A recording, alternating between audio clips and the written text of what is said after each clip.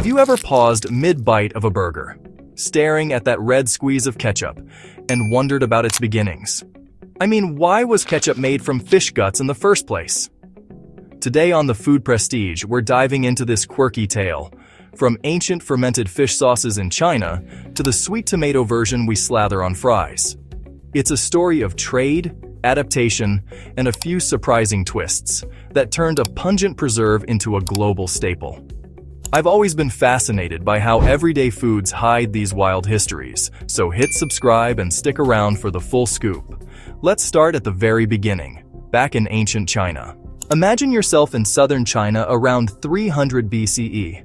Life revolves around the sea and the need to preserve food for long journeys. That's where the story of ketchup kicks off.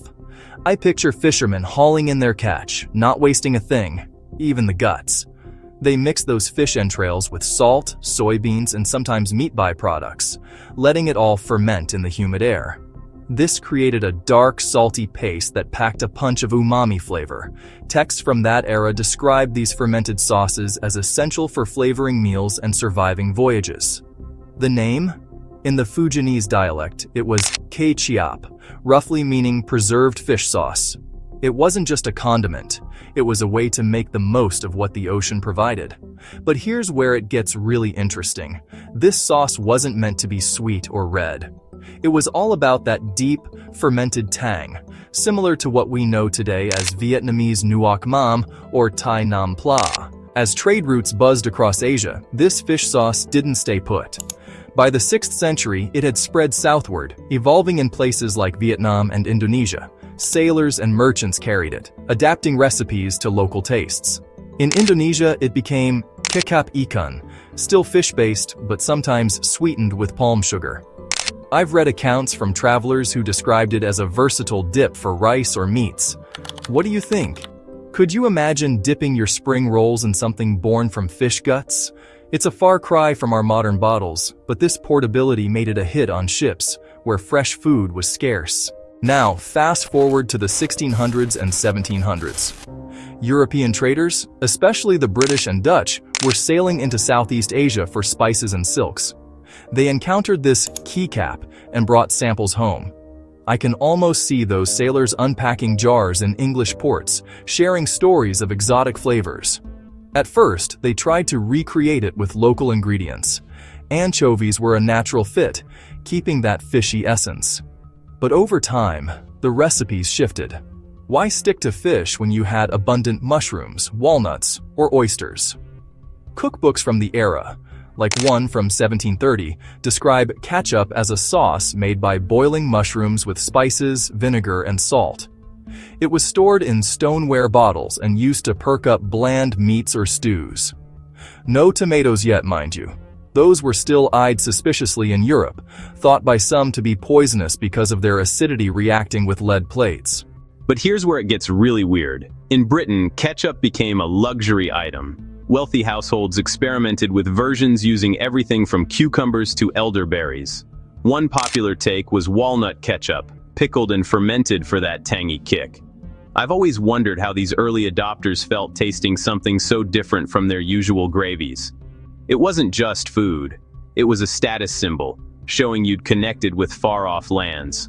By the mid-1700s, recipes were popping up in books like Hannah Glass's The Art of Cookery, calling for shallots, ginger, and cloves to spice it up. This evolution turned ketchup from a seafaring preserve into a versatile table sauce. Crossing the Atlantic, ketchup landed in the American colonies by the late 1700s. Colonists, influenced by British tastes, started making their own. But tomatoes were slowly gaining ground here. Brought from South America via Europe, they weren't feared as much. Thomas Jefferson, that curious founding father, even grew them at Monticello. The big shift came around 1801, when an American cookbook mentioned a tomato-based catsup. Then, in 1812, scientist James Mees published the first known recipe for tomato ketchup, describing it as a way to preserve the fruit's flavor year-round. It still included anchovies at first, nodding to those fishy roots. I find it charming how this blended old-world traditions with new ingredients. As the 19th century rolled on, tomato ketchup took over. Why? Tomatoes were cheap, abundant, and their natural acidity helped with preservation. But early versions spoiled quickly, leading to some dodgy practices, like adding preservatives or using unripe tomatoes. Enter Dr. John Cook Bennett in the 1830s, who touted tomato ketchup as a cure-all for ailments like diarrhea and jaundice. He even sold it in pill form. Sales boomed, but myths needed busting. Ketchup wasn't a miracle drug, just a tasty sauce. By mid-century, factories were churning it out, making it sweeter to suit American palates. What surprises me is how this sweetness masked the original fermented depth. Here's another twist that always catches me off guard: the battle over preservatives. In the late 1800s, some makers used sodium benzoate to keep ketchup stable, but it raised health concerns. That's when Henry J. Heinz stepped in. In 1876, his company started selling ketchup, but by 1906, he pioneered a recipe using ripe tomatoes, more vinegar, and sugar. No benzoate needed. This made Heinz a household name, emphasizing purity and quality. I've pored over old labels. They promised no artificial preservatives, which was revolutionary. Ketchup became safer, shelf-stable, and even more popular with fries and burgers emerging in fast food. Heinz expanded worldwide, but local twists emerged, like banana ketchup in the Philippines during World War II shortages. Back home, debates over spelling raged: ketchup versus catsup. Heinz stuck with ketchup, and it won out. Health-wise, modern ketchup has its pros and cons. Lycopene from tomatoes is great for antioxidants, but the sugar content, something to watch. I like how it's evolved into low-sugar or organic versions today, circling back to simpler ingredients. But let's think about the weird facts sprinkled throughout. For instance, in the 1980s, ketchup was declared a vegetable in US school lunches to cut costs. Talk about a stretch. Or how astronauts take it to space for that taste of home.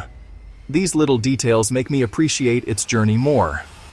Wrapping this up, we've traced ketchup from those ancient Chinese fish guts, through Asian trade routes, British experiments, and American innovations, to the bottle on your table. It's a reminder that foods adapt with cultures, blending flavors across time. Next time, we'll explore another condiment's hidden past. Maybe mustard's military ties? If this blew your mind, comment your thoughts, and subscribe for more food mysteries. And if you enjoyed this dive into food history, consider subscribing to the Food Prestige for more every week.